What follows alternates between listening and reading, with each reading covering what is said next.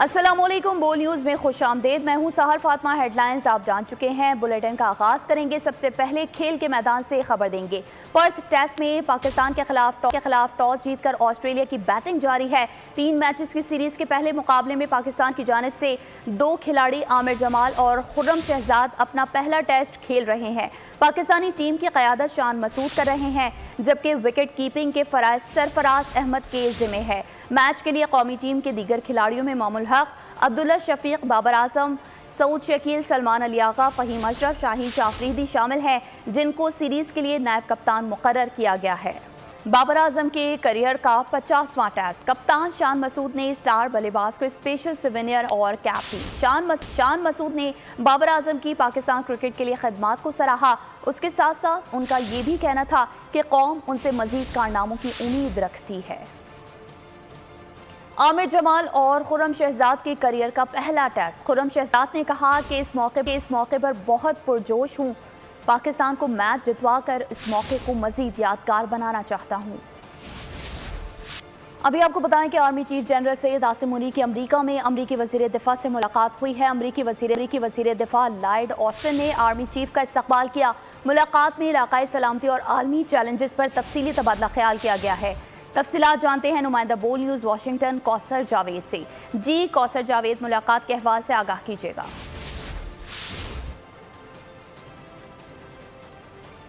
आपको बता रहे हैं army chief general Syed Asim Munir की अमरीका में अमरीकी वज़ीर दिफा से मुलाकात हुई है। अमरीकी वज़ीर दिफा लॉयड ऑस्टिन ने आर्मी चीफ का इस्तकबाल किया। मुलाकात में इलाकाई सलामती और आलमी चैलेंजेस पर तफसीली तबादला ख्याल किया गया है। खित्ते में सिक्योरिटी के लिए पाकिस्तान के साथ काम करने के लिए तैयार हैं। अमरीकी महकमा खारजा तर्जुमान मैथ्यू मिलर कहते हैं, पाकिस्तान के साथ खित्ते की सिक्योरिटी और दिफाई ताउन पर बात हुई है। इंसदादी दहशतगर्दी पर पाकिस्तान के साथ मिलकर इक़दाम किए हैं। वाशिंगटन में फ़लस्तीनियों से इज़हार यकजहती। जो बाइडन इंतजामी के अहलकारों का व्हाइट हाउस के बाहर फ़लस्तीन के हक़ में एहतजाज, जंग बंदी का मुतालबा कर दिया। अमरीकी शहर लॉस एंजलिस में भी फ़लस्तीनियों के हक़ में लोग सड़कों पर आ गए। मुजाहिरीन ने लॉस एंजलिस की मरकज़ी शाहरा ब्लॉक कर दी। मुजाहरा का एहतमाम अमरीकी यहूदियों की तंजीम ने किया। पुलिस ने 75 मुजाहिरीन को गिरफ्तार कर लिया। फ़लस्तीन में सेहोनी फ़ौज की दहशतगर्दी का सिलसिला थम नहीं सका। ताज़ा हमलों में मजीद 32 फ़लस्तीनी शहीद हो गए। इसराइली फ़ौज ने रफ़ा और नसीरात समेत कई मकामात पर बमबारी की। मुतादिद फ़लस्तीनी ज़ख्मी भी हुए हैं। फलूजा के स्कूल पर भी हमला किया गया। दर्जनों तलबा भी शहीद हो गए। स्कूल पर हमले की वीडियो भी जारी कर दी गई है। शहादतों की तादाद 18,650 से भी तजावुज़ कर गई।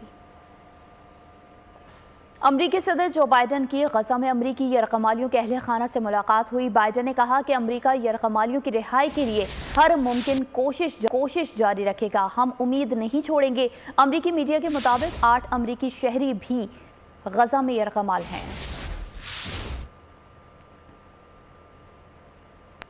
इसराइली वज़ीर आज़म नेतन्याहू की हठधर्मी बरकरार। गजा जंग रोकने से साफ इनकार कर दिया। बैनुल अक़वामी दबाव भी मुस्तरद कर दिया। कहा हमास के खात्मे तक गजा में जंग जारी रहेगी। आपको बता रहे हैं कि इसराइली वज़ीर आज़म नेतन्याहू की हठधर्मी बरकरार है। गजा जंग रोकने से साफ इनकार कर दिया। बैनुल अक़वामी दबाव भी मुस्तरद कर दिया। कहा हमास के खात्मे तक गजा में जंग जारी रखेंगे।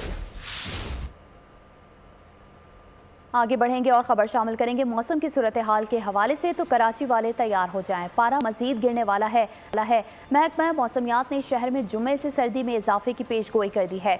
रात के औकात में कराची का दर्जा हरारत में कमी और ठंड में इजाफे मुतवक्के है, जबकि सुबह और रात के औकात में धुंध भी पड़ेगी।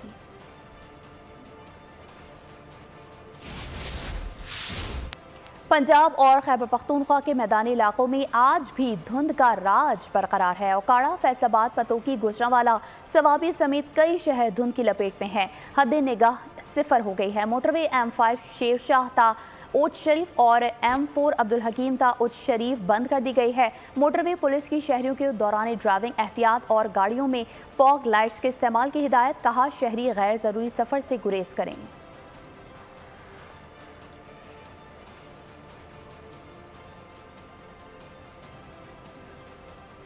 खैबर पख्तूनख्वा के शहर सवाबी के देही इलाके भी शदीद धुंध की लपेट में हैं। फसलों को भी नुकसान पहुंच रहा है। तफसीलात जानते हैं नुमाइंदा बोल न्यूज़ सवाबी इफ्तिखार अहमद से। जी इफ्तिखार।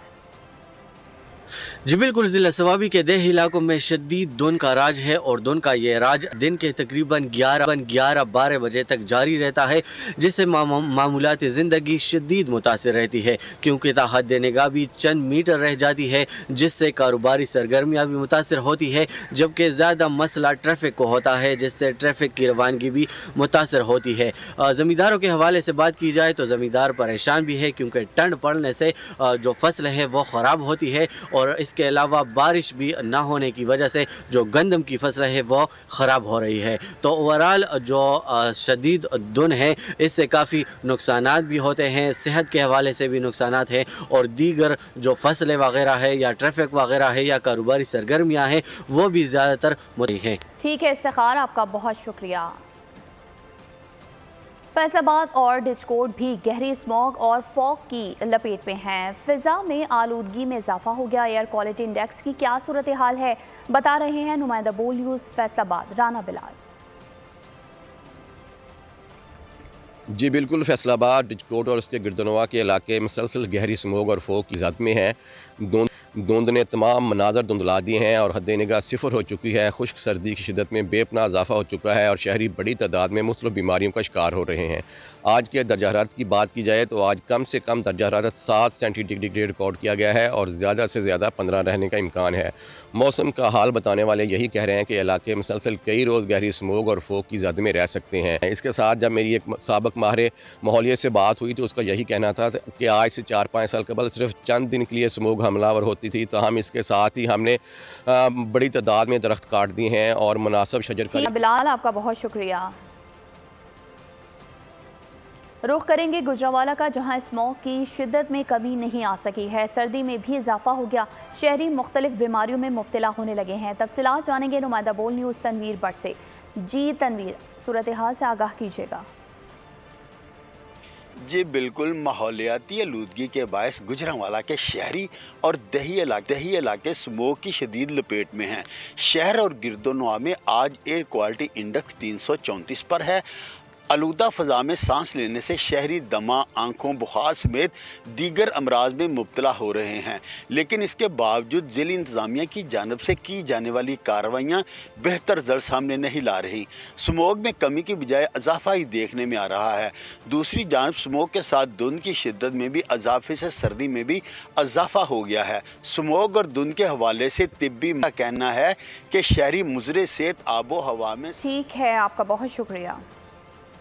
खबर शामिल करेंगे लाहौर हाई कोर्ट से, जहां इलेक्शन कमीशन की जानिब से सरकारी अफसरान की बतौर आरओज़ और DROs तैनाती के नोटिफिकेशंस मुअत्तल कर दिए हैं। जस्टिस अली बाकर नजफी ने केस पर लार्जर बेंच तश्कील देने के लिए file chief justice Lahore high court को भिजवा दी। तहरीरी फैसले में लिखा, दरख्वास्त में अहम नुकात उठाए गए हैं। इलेक्शन पर अरबों रुपए खर्च होते हैं। इलेक्शन कमीशन के फैसले के कौमी सतह पर असरात होंगे। मुल्क की बड़ी पार्टियां नताइज कबूल ना करें तो सब ज़ाया हो जाएगा। फौजी अदालतों में सिविलियंस का ट्रायल होगा। अदालतें हतमी फैसला नहीं सुनाएंगी। सुप्रीम कोर्ट ने इंट्रा पार्टी अपील पर मशरूत फैसला सुना दिया है। 6 रुकनी बेंच ने ट्रायल रोकने का फैसला 5-1 की अक्सरियत से मुअत्तल किया। अदालत ने करार दिया 9 मई वाक़यात में मुलव्वस 103 अफराद का ट्रायल जारी रहेगा। केस में फरीक़ैन को नोटिस जारी करते हुए समाअत जनवरी के तीसरे हफ्ते तक मुलतवी कर दी गई।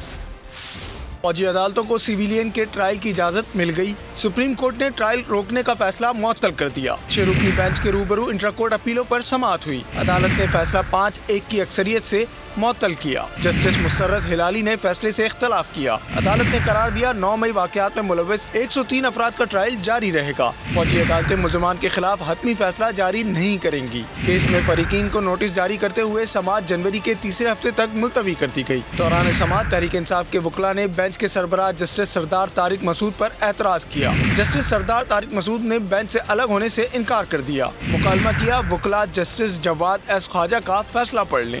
ये जज की मर्जी है कि बेंच का हिस्सा रहे या सुनने से माजरत करे। जस्टिस सरदार तारिक ने दौरान समाअत गुज़िश्ता रोज 23 फौजियों की शहादत का तज़किरा किया। इस्तफसार किया जो 23 बच्चे शहीद हुए, इन पर हमला करने वालों का ट्रायल कैसे होगा? शहीद करने वालों का तो अब ट्रायल नहीं हो सकेगा क्योंकि कानून कलअदम हो चुका। सुप्रीम कोर्ट का फैसला उसूल की जीत है। 9 मई को फौजी तनसीबात पर हमला किया गया। ये केस फौज अदालत में चलना चाहिए। सुप्रीम कोर्ट और पार्लियामान पर पत्थर मारने वाला केस मिलिट्री कोर्ट में नहीं चलना चाहिए। निगरान वज़ीर आज़म अनवारुल हक काकड़ कहते हैं अब दहशतगर्दों से कोई बातचीत नहीं की जाएगी। आज की तारीख में इलेक्शन में कोई रुकावट नजर नहीं आ रही है। आम इंतखाबात 8 फरवरी को ही होंगे। निगरान वज़ीर आज़म अनवारुल हक काकड़ की गुफ्तगू आसिफ अली जरदारी ने जो नुक्ता उठाया उसमें वजन है। हमारे डेटाबेस में जाली कागजात बने हैं। जब वो कागजात बने हैं तो वोटर लिस्टों में भी शामिल हो गए। कोई कहता है जाली कागजात नहीं बने तो वो खुद को धोखा दे रहा है। मुतालिका इदारों को देखना चाहिए। कमजोर हुकूमत मुल्क को दरपेश मसाइल से नहीं निकाल सकेगी। तमाम सियासी जमातों को मिलकर मुल्क को मुश्किल से निकालना होगा। बिलावल भुट्टो के पेशावर में गुफ्तगू। कहा कि चीफ जस्टिस काजी फायज ईसा ने फैसले में लिखा इलेक्शन की तारीख पत्थर पर लकीर है। हमें उन पर मुकम्मल एतमाद है। हम चाहते हैं कि कायद अवाम को इंसाफ मिले। मुल्क दुश्मनों से मुज़ाकरात ने पाकिस्तान को 10 साल पीछे धकेल दिया। जिम्मेदारों का तयन करना होगा। जब मुल्क मुश्किल में है तो हम अपना सियासी इख्तलाफात को भूल के एक पाकिस्तान बन के उन मसाइल का मुकाबला करें। अगर हम आपस में लड़ते रहेंगे, चाहे वो का दहशतगर्दी के वाक़या में मुलव्वस लोग हो या जो भी इस मुल्क का दुश्मन हो, मुखालिफ हो, हमारे आपस का लड़ाया का फायदा उठाते रहेंगे। दहशतगर्दी का वाक़या रियाय खान में हुआ। मैं मज़ाहमत करना चाहता हूँ, इस वक्त जो दहशतगर्दी पाकिस्तान में एक बार फिर अपना सर उठा रहा है, इसका मुकाबला हमने सब मिलके करना है। अवाम से पूछे बगैर, पार्लियामान को एतमाद में लिए बगैर ना सिर्फ दहशतगर्द तंजीमों से बातचीत हुई, इस एक डिसीजन ने पाकिस्तान को 10 साल पीछे धकेल दिया। इंतकाम नहीं चाहता मगर हिसाब लेना तो बनता है। हिसाब ना हुआ तो मुल्क के साथ ये तमाशा होता रहेगा। नवाज शरीफ का नून लीग के पार्लिमानी बोर्ड से खिताब। बोले वजीर आजम की छुट्टी करा रहे हैं। सिसिलियन माफिया और गॉड फादर कह रहे हैं। 25 करोड़ अवाम के वजीर आजम को धक्के देकर निकाला गया। मैं नहीं चाहता कि कोई इंतकाम लिया जाए, लेकिन हिसाब तो लेना बनता है। ये तो पूछना चाहिए कि ऐसा किया क्यों इस मुल्क के साथ। मेरे साथ जो हुआ सो हुआ, लेकिन सजा, असल सजा तो पाकिस्तान के अवाम को मिली है। जो जाली मुकदमात से उनसे बरियत भी अल्लाह ताला ने अता फरमाई है कि ये सारे मुकदमे जो है ना जानबूझ के बनाए गए हैं। तीनों मुकदमात में कोई जान ही नहीं थी। हाई कोर्ट में आए हैं तो उनका खोखलापन पूरी कौम के सामने, दुनिया के सामने जाहिर हो गया। यानी पनामा को करते करते बीच में अकामा अचानक आ गया, क्योंकि पनामा में था कुछ नहीं, मिला कुछ नहीं। वो सजा देना चाहते थे, मुझे कुर्सी से उतारना चाहते थे, तो पनामा तो उसकी इजाज़त नहीं देता था। उन्होंने इकामा निकाल लिया। पता नहीं क्या कहाँ से लोग साजिशी अनासर निकल कर रोज़ शाम को दुकानें लगाते थे, दुकानदारी चमकाते थे और हमारे खिलाफ जो जहर है वो उगलते थे, झूठ बोलते थे। सिसिलियन माफिया कह रहे हैं, उसको गॉड फादर कह रहे हैं आप। ये जजेस कभी इस तरह के अल्फाज इस्तेमाल करते हैं? डेरा इस्माइल खान में शहीद पाक फौज के जवानों को आबाई इलाकों में फौजी एजाज के साथ सुपुर्द खाक कर दिया गया। शोहदा की नमाज जनाजा में पाक फौज के अफसरान, जवानों, अजीज़ व अकाबिर और अहले इलाका की बड़ी तादाद ने शिरकत की। ISPR का कहना है कि शोहदा की कुर्बानियाँ दहशतगर्दी के खिलाफ पाक फौज के अज़्म को मज़ीद तक़वियत देती हैं। वतन दुश्मनों को वाज़ेह पैगाम दिया है कि दहशतगर्दी को हर कीमत पर ख़त्म करेंगे। DI खान दहशतगर्दी पर उलमाए कराम का इजहार ख्याल। कहा वाक़या इंतहाई अफसोसनाक है। वीडियो पैगाम में मौलाना डॉक्टर अताउर रहमान ने कहा DI खान में होने वाली दहशतगर्दी में पाक फौज के 23 जवान वतन पर कुर्बान हो गए। इस्माइल खान में द्राबन के मुकाम पर दहशतगर्दी का एक वाक़या हुआ है। इस वाक़े में पाक फौज के 23 जवान शहीद हुए हैं और वतन पर कुर्बान हुए हैं, और पूरी कौम और पाकिस्तान में तमाम मकातब फ़िक्र के उलमा वो इस किस्म की कार्रवाइयों को दीन से और नज़रिए से उसका कोई ताल्लुक नहीं समझते। हम तमाम मकतब फ़िक्र के उलमा इसकी भरपूर मज़म्मत करते हैं। हमारे आज़म को इस तरह की कार्रवाई से मुतज़लज़ल नहीं किया जा सकता। इस मुश्किल सूरत हाल में पूरी वतन अजीज पाकिस्तान की कौम हमारी अस्करी नौजवानों के साथ शाना बशाना खड़ी है, एक सी पिलाई दीवार की तरह। पाकिस्तान भर के उलमा वो अपनी फौज के साथ, अपनी सिक्योरिटी इदारों के साथ खड़े हैं और इंशाअल्लाह खड़े रहेंगे। खबर शामिल करेंगे जराइम की दुनिया से, जहां कराची के इलाके कामरान चौरंगी पर पुलिस मुकाबले में 2 डाकू मारे गए। पुलिस के मुताबिक मुल्जिमान को रोकने की कोशिश की तो मुल्जिमान ने फायरिंग कर दी। फायरिंग के तबादले में 2 इंतहाई मतलूब मुल्जिमान कलब अली और मोहम्मद रमज़ान हलाक हो गए। मुल्जिमान से असलहा, छीनी हुई रकम और मोबाइल फ़ोन्स बरामद हुए। ज़ेरे इस्तेमाल मोटरसाइकिल भी बरामद की गई। मुल्जिमान से बरामद असलहा फॉरेंसिक के लिए भेज दिया गया। रुख करेंगे बहावलपुर का, जहां कौमी शाहरा पर शरीफाबाद के करीब 4 गाड़ियां आपस में टकरा गईं। हादसे में 5 अफराद जहाँ बहक 10 जख्मी हो गए। जख्मियों को बहावल विक्टोरिया अस्पताल मुंतकिल कर दिया गया। रेस्क्यू हुकाम का कहना है कि चिंची रिक्शे को बचाते हुए 2 मुसाफिर बसें, 1 ट्रक और 1 ट्रॉले आपस में टकरा गईं, जिसके बायस ये हादसा पेश आया। खबरों के सिलसिले को आगे बढ़ाएं और खबर शामिल करेंगे सैफर केस के हवाले से, जिसमें बानी पीटीआई और शाह महमूद कुरैशी पर फर्दी जुर्म आयद कर दी गई है। ऑफिशियल सीक्रेट अदालत ने केस की समाअत अडियाला जेल में की। मुल्जिमान ने सेहत जुर्म से इनकार कर दिया। अदालत ने इस्तगासे के गवाहान को तलब कर लिया। केस की मजीद समाअत आज होगी। प्रोसिक्यूटर रिजवान अब्बासी ने कहा, हम गवाहान के बयान रिकॉर्ड कराएंगे। अदालत ने FIA को नोटिस जारी करते हुए 3 सरकारी गवाहान तलब कर लिए।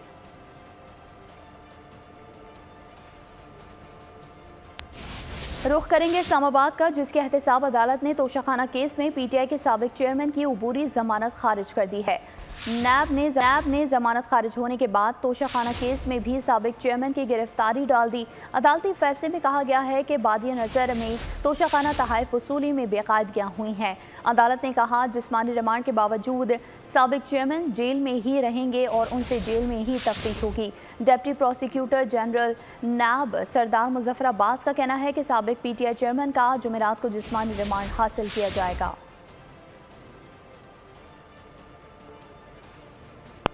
नवाज शरीफ निगरान हुकूमत के लाडले नहीं, किसी प्लान का हिस्सा था, ना बनूंगा। नवाज शरीफ के करीब होना कोई जुर्म नहीं। निगरान वफाकी वजीर फवाद हसन फवाद बराए निष्कारी की गुफ्तगू, बोले इलेक्शन की तारीख पर सुप्रीम कोर्ट मोहर लगा चुकी है।